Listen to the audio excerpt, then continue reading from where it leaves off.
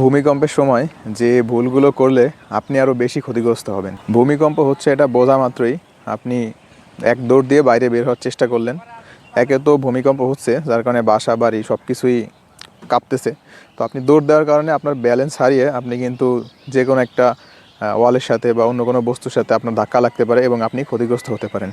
এই জন্য দৌড় দেওয়া যাবে না। বাইরে বের হতে হলে আস্তে আস্তে বের হতে হবে এবং লিফট ব্যবহার করা যাবে না। কারণ আপনি বাইরে বের হওয়ার জন্য লিফটে উঠলেন, লিফটটা কোনো কারণে বন্ধ হয়ে গেল অথবা কারেন্ট চলে গেল, তাহলে কিন্তু আপনি লিফটের ভেতরে আটকা পড়ে যাবেন।